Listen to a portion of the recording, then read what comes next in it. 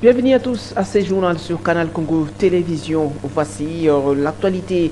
Ouvrons ce journal avec d'abord ces chapitres électoraux. Poursuivons sa campagne dans la grande orientale. Dans le cadre de sa campagne électorale, le candidat numéro 20 à la présidentielle, Félix Antoine Tshisekedi, était ce jeudi à Iziro dans les Hauts-Touélé. Bien avant, il a été accueilli chaleureusement par une foule immense comme partout où il est passé dans le cadre plutôt de cette campagne électorale des élections présidentielles qui se pointent à l'horizon d'ici le 20 décembre. Nous y reviendrons. Et Agnoki, dont Lomai Ndombe, le vice-premier ministre, ministre de la Défense nationale Jean-Pierre Bemba Gombo, il est également président du mouvement de libération du Congo et membre du présidium de l'Union sacrée. Il est donc, lui, déterminé pour la réélection de Félix Antoine Tshisekedi à la présidence pour les élections présidentielles du 20 décembre prochain. Voilà, devant une foule immense, il a appelé la population à voter les candidats numéro 20. Je vous invite à les suivre dans cet extrait qui a été choisi pour vous par Gisèle Etouko.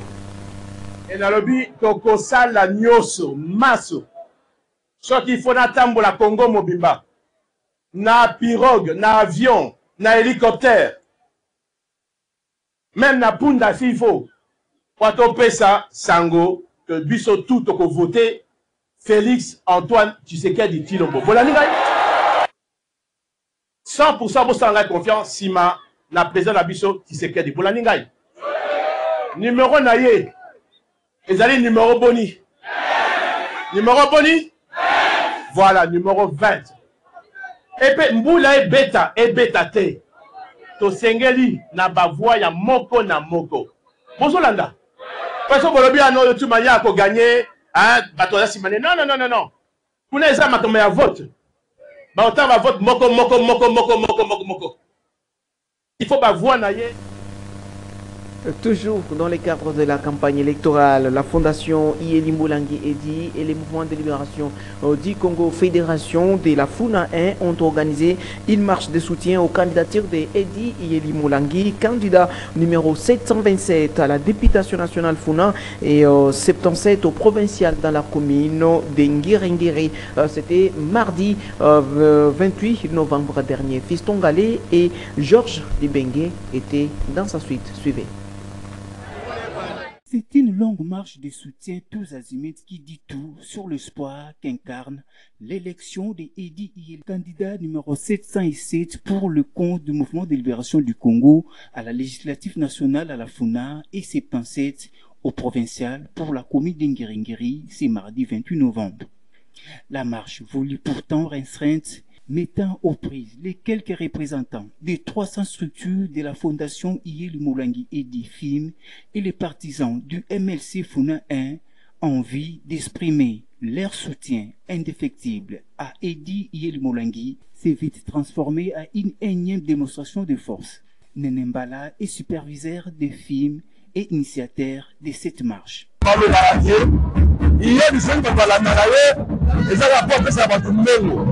La omoni journal lelo tolokola sapatike tolingakeli na motema na oyo asalaka mpo na biso na oyo tozala marche lelo tokotambola ye ezalaka mpo na campagne oyo ezali fina toza na numéro 727 oyo nyonso ayebi côté national na soko ye na provincial numéro na biso ezali 77 toujours 77 ezosomalaka ata ba 7 ezosonga eza prophétique. Ayant pour point de départ le bureau de la FIM dans la commune d'Ingiri, les marcheurs ont emprunté les avenues Gambela, Kassavoubou, Force publique, Bongolo, Kimwenza, Victoire, Pozo et Enseignement avant de chuter au siège de l'interfédération du MLC ville-province de Kinshasa où un message de soutien aux candidatures de Edi Iyeli Moulangi a été lu devant les responsables quinois du parti de Jean-Pierre Bemba.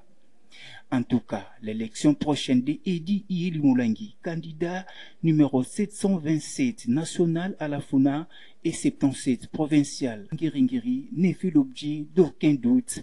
Le papa social n'aura fait que récolter les fruits de sa générosité légendaire. Papa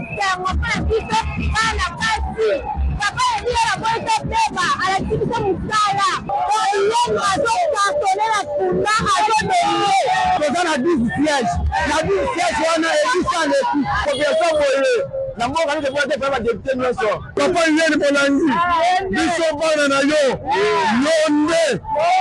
Après les sièges de l'interfédéral MLC ville-province de Kinshasa, les marcheurs, fiers d'accomplir cet exercice, comptent l'achever le 20 décembre en votant massivement les candidats Edi Iyeli Molangi et les MLC à tous les niveaux. Et le candidat député national numéro 575 à la Lukunga et 44 à la députation provinciale dans la commune de Kinshasa, Chris Cicéron Bokumba Bofaya était en campagne de porte-à-porte ce mercredi 30 novembre 2023 dans la commune de Kinshasa. La population qui l'a accueilli avec joie et enthousiasme lui promet son vote le 20 décembre prochain. Suivez les détails de Gisèle Etoko et Moronjambe. Comme dans ses habitudes quotidiennes, Chris Cicéron Bakumba Bofaya, candidat député provincial numéro 44 dans la commune de Kinshasa et candidat député national numéro 575 à la Lukunga, est toujours très proche de la population. Et c'est dans une campagne électorale de porte-à-porte qu'il s'élance. Il ne fait jamais le tri de fréquentation. C'est avec enthousiasme. Le candidat numéro 44 dans la commune de Kinshasa et 575 à Lukunga a parcouru tous les quartiers, avenues et rues de la commune de Kinshasa pour sensibiliser à un vote utile, c'est-à-dire le numéro 44 dans la commune de Kinshasa, Chris Cicéron Bakumba Bofaya.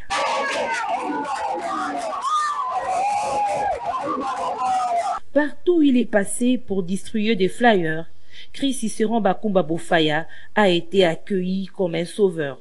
Toute la commune de Kinshasa était debout, tant pour les ovations que des cris de joie. Les femmes ont même étalé du pagne à son honneur. Philanthrope, les candidats numéro 44 à Kinshasa et 575 à Lukunga, Chris Cicéron Bakumba Bofaya, ne pouvaient rester insensibles à une famille ayant perdu l'un de leurs. Son assistante était au rendez-vous. C'était un véritable échange entre le candidat numéro 44 à Kinshasa et 575 à Lukunga et la population de la commune de Kinshasa. Je suis là, comme je l'avais dit, depuis 8 heures, je suis en train de circuler les quartiers et les rues de la commune de Kinshasa pour parler à ma base, indiquer 3 messages. Le premier message, s'excuser autant que je le fais pour ces ratés, mais qui pour nous était une réussite parce que, comme je l'ai dit, c'était une démonstration de force. Et deuxièmement, dire merci, parce que de telles situations ne peuvent arriver que lorsque les gens décident de vous porter dans leur cœur. Alors, Maître Christ n'est pas spécial.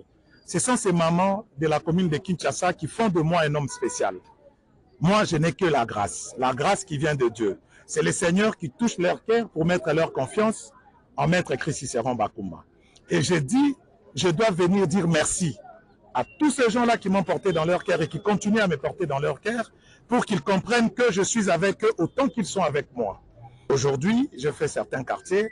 Demain, après-demain, on fera d'autres quartiers jusqu'à rencontrer toutes les mamans et toute la population de la commune de Kinshasa.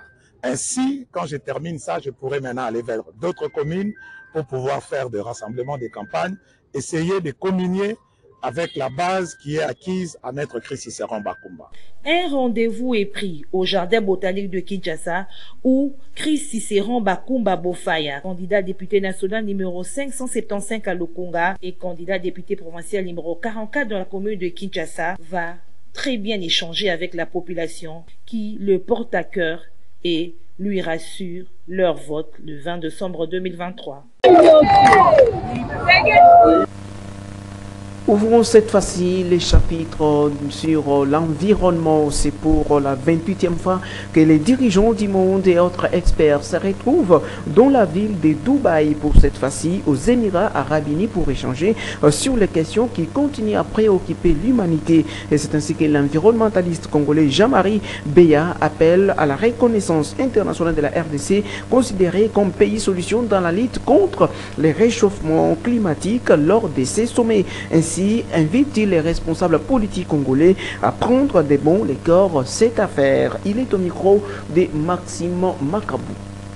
Dans ces assises, il faut qu'il y ait une reconnaissance. Il faut qu'il y ait une reconnaissance au premier plan de notre pays face à ces problèmes climatiques. Tous ceux qui sont en train de dire, c'est des charlatans.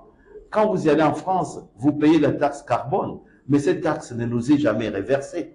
Cette taxe s'arrête en France, s'arrête dans des pays émetteurs. Parce que vous devez savoir que toute l'Afrique émet par exemple 3,49% par rapport par exemple à la Chine qui émet 23%. Et par rapport aux États-Unis qui émet 20%, et par rapport à l'Union européenne qui émet par exemple 19%. Donc l'Afrique tout entier émet que 3,49%. Et dans l'ensemble, les pays qui apportent la solution, c'est notre pays. C'est notre pays, on ne va pas les considérer les autres comme les Gabon, mais notre pays, comme il est revenu grâce au président d'ailleurs Félix Tshilombo, que nous sommes revenus au premier plan, parce que c'est nous qui, avant, c'était presque négligé. C'est pourquoi beaucoup de peuples congolais ne savent pas, ignorent ces problèmes de réchauffement climatique, alors que c'est un problème majeur, parce que si on ne tient pas compte de cela, le monde va à sa perte. Nous aurons le feu qui va se déclencher, et vous avez vu d'ailleurs les résultats, les conséquences de Covid. Notre pays a un rôle vraiment majeur, un autre pays, et j'appelle aux responsables politiques que nous sommes. Toujours à propos de ces sommets des COP 28 qui se tient au Qatar, aux Émirats Arabes Unis, les Congolais attendent des rétributions considérables pour les rôles des régulateurs du climat que joue la RDC à travers ses forêts et d'autres biodiversités à Dubaï où se tient cette activité. Suivez cet élément. Grâce à ces massifs forestiers, la République démocratique du Congo est qualifiée de pays solution dans la lutte contre le réchauffement climatique. C'est à ce titre qu'elle entend tirer les dividendes financiers pour permettre aux populations qui dépendent totalement des forêts de trouver d'autres alternatives afin de préserver les forêts qui constituent le poumon du monde. Nous contribuons à l'atténuation du climat dans le monde. Mais il est tout à fait normal que nous puissions attendre une rétribution juste et équitable. Parce que si aujourd'hui, par malheur, la République démocratique du Congo levait l'option d'exploiter ces forêts, vous voyez ce que ça va faire sur les questions climatiques. Il va encore avoir un grand déséquilibre. La RDC est appelée à garder jalousement ces massifs forestiers pour le bien de l'humanité. Mais en contrepartie, nous attendons une rétribution juste. C'est-à-dire que les pollueurs qui aujourd'hui se sont développés en détruisant leurs forêts puissent partager la contrepartie de leur développement avec les pays qui sont sous-développés et qui pourtant aujourd'hui maintiennent l'équilibre climatique grâce à leurs forêts. La COP28 ne va pas changer d'un coup la situation de la population congolaise, mais le vœu de plus d'un Congolais est de voir ces assises mobiliser assez de moyens pour les RDC en contrepartie de sacrifices que le pays doit consentir à protéger ses ressources forestières pour le bien de toute l'humanité. C'est que on peut souhaiter assez de financement pour les pays comme la RDC qui doivent lutter contre le changement climatique avec des projets d'atténuation et des projets d'adaptation. Les pertes et dommages, il faut avoir un système d'assurance très avancé où il y a beaucoup de financement des assureurs parce que ça ne sera pas de dons. Donc là, c'est également un grand défi. Si la RDC s'attend à recevoir quelque chose de ces finances-là qui se mettent en place pour appuyer la lutte contre les pertes et dommages. Parce que la RDC souffre déjà pour réunir les moyens. pour l'atténuation et l'adaptation. Au-delà de tout, les assises de Dubaï constituent pour la République démocratique du Congo une opportunité supplémentaire afin d'affirmer son leadership régional, africain et mondial sur les questions relatives à la lutte contre les changements climatiques conformément au programme d'action du gouvernement pour la période 2019-2020. Le gouvernement devra activer toutes les stratégies pour arracher des fonds nécessaires afin de soulager les populations vivant essentiellement des activités qui causent la déforestation. La semaine, les patriotes Ouazalendo a tenu une conférence de presse au cours de laquelle il était question pour son comité national dirigé par le président Joseph Zagabé Mohimani de faire part du but de son existence qui est de défendre l'intérêt de la population et l'intégrité territoriale, aussi de présenter les coordonnateurs provinciaux vifs de Kinshasa de cet ASBEL, Didier et Kabela Litenge. Suivez cet élément. À la presse, le comité national de l'ASBEL des patriotes Ouazalendo a fait part du but de son existence, aussi de son organisation. En croire le coordonnateur national des patriotes Ouazalendo, Joseph Zagabé, l'ASBEL de Ouazalendo regroupe toute personne de n'importe quelle tribu vivant à l'intérieur ou extérieur de la RDC, épris de paix, de bonne volonté et de bonne foi, et qui défend les intérêts de la population et l'intégrité territoriale. Qui sont les Ouazalendo? Un Mouzalendo ou un Ouazalendo est toute personne de n'importe quelle tribu vivant en République démocratique du Congo ou à l'extérieur de notre pays. Laquelle personne a l'idée, la vision de notre devise qui est le patriotisme, la justice et la paix. Et Ouazalendo est une personne éprise de paix, de bonne volonté et foi, qui n'est là que pour défendre les intérêts de la population. Le comité de l'ASBEL Patriote Ouazalendo est très bien organisé. Le coordonnateur provincial vu de Kinshasa est Didier Kabela Litenge. Rôle Nabiso na Kinshasa ezali ya mobiliser les ressources pour le patriotisme. Bazala na solidarité, na compassion, na bandeko oyo bazali kubunda na este kuna porte ata 1 cm ya mboka na biso ekwa kolongwa te.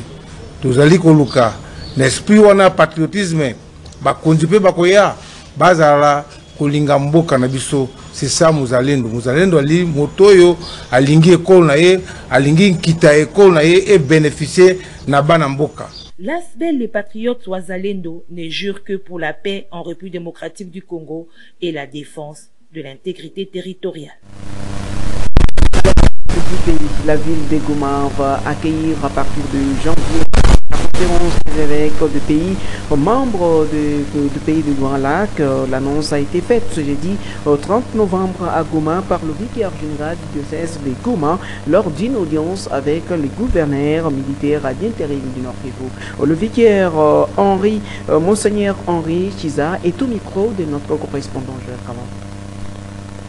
Nous sommes venus rencontrer l'autorité provinciale en vue de préparer ensemble la venue des délégués de la conférence des évêques des pays des Grands Lacs, donc le Congo, le Rwanda et le Burundi dans les jours à venir.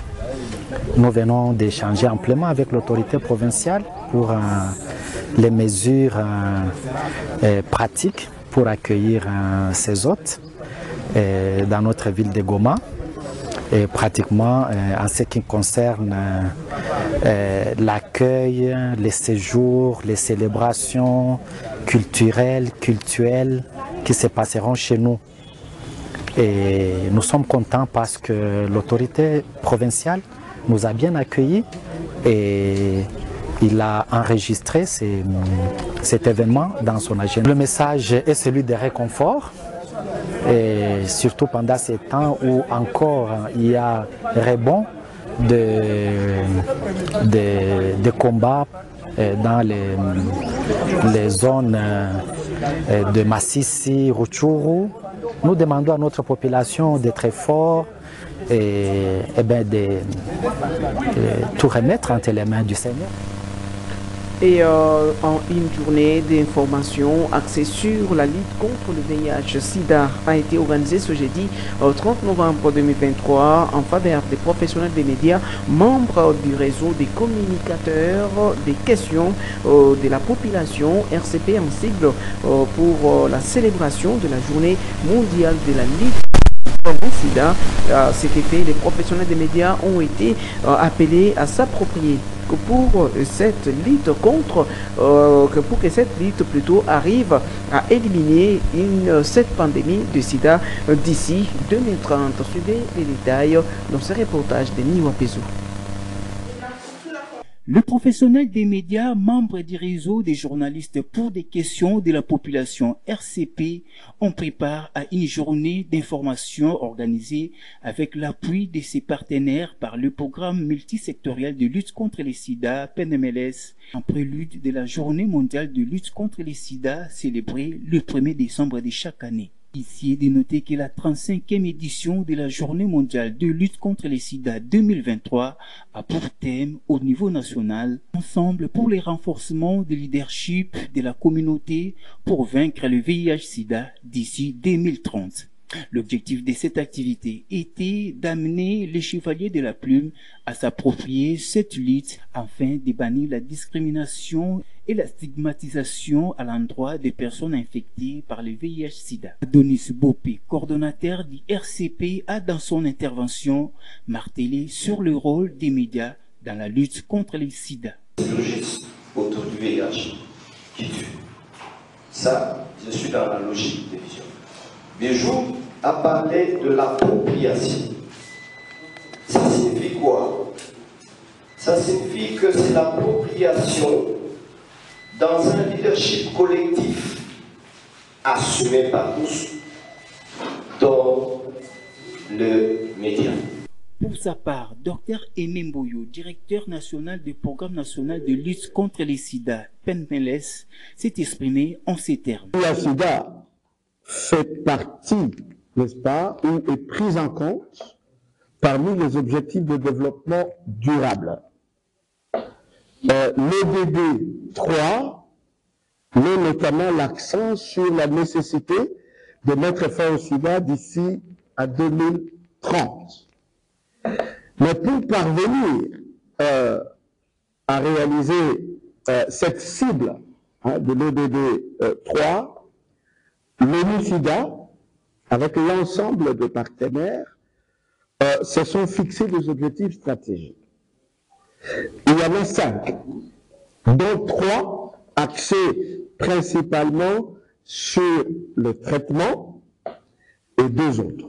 Les journalistes sont appelés donc, à travers leur travail au quotidien, participer et de s'engager dans cette lutte contre le VIH-Sida afin de sauver des vies.